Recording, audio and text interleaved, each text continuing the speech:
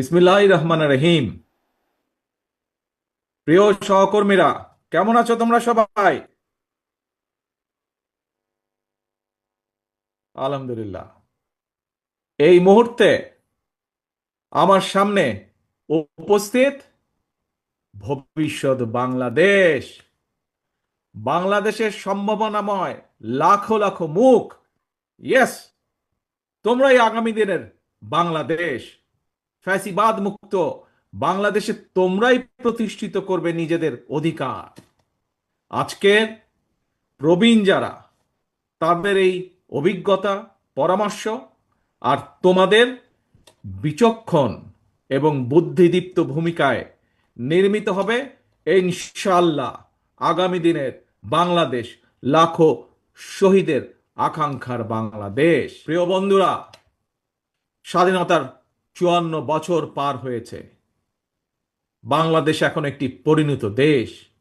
এই পরিণত বাংলাদেশে বাংলাদেশের জনগণ আর বিভেদ, বিরোধ, প্রতিহিংসা, প্রতিশোধের রাজনীতি তারা চায় না।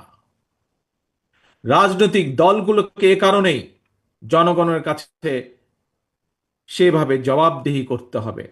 রাজনৈতিক দলগুলোর কাছে জনগণ চায় রাজনীতির গুণগত পরিবর্তন।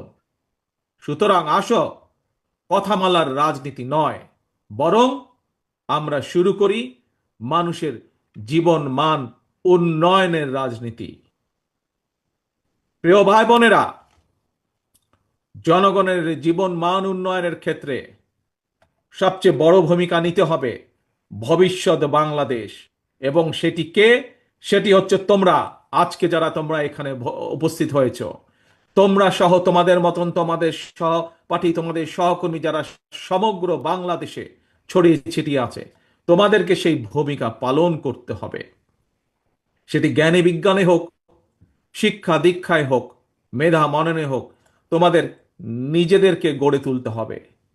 এবং শুধু নিজেদেরকে গড়ে তুললে চলবে না, নিজেদেরকে গড়ে তোলার পাশাপাশি দেশকে গড়ে তুলতে হবে, বাংলাদেশকে গড়ে তুলতে হবে। প্রিয় বন্ধুরা, সেই সমান মহান লক্ষ্যকে সামনে রেখেই বাংলাদেশ জাতীয়তাবাদী দল বিএনপি আগামী দিনের নীতি, ধর্মীয় সামাজিক মূল্যবোধে উচ্চীবিত মানবিক মানবিক মানুষ গড়ার রাজনীতি শুরু করতে চায়।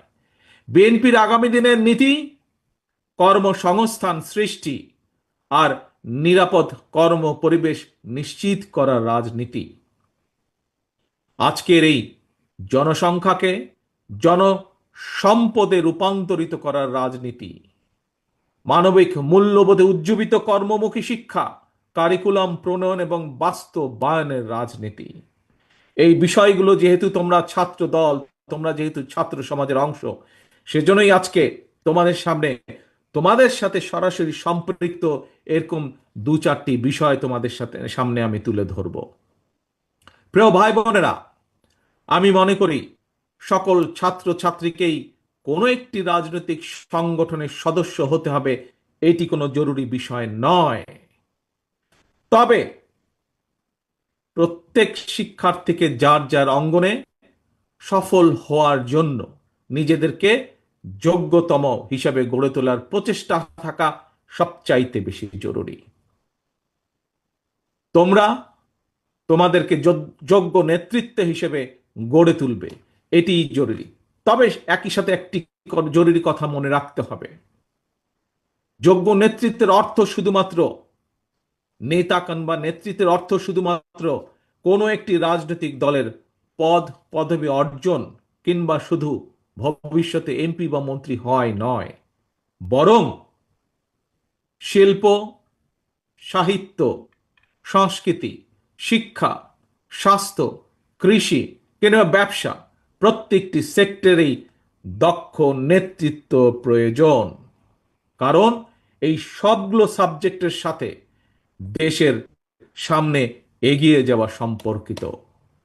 তোমাদের নিজেদেরকে দক্ষ এবং যোগ্য হিসাবে গড়ে তুলতে হবে। প্রত্যেকটা সেক্টরে তোমাদের যোগ্য নেতৃত্বই একমাত্র পারে আগামীর বাংলাদেশকে বদলে দিতে। শহীদদের কাঙ্ক্ষিত বাংলাদেশ গড়ে তুলতে।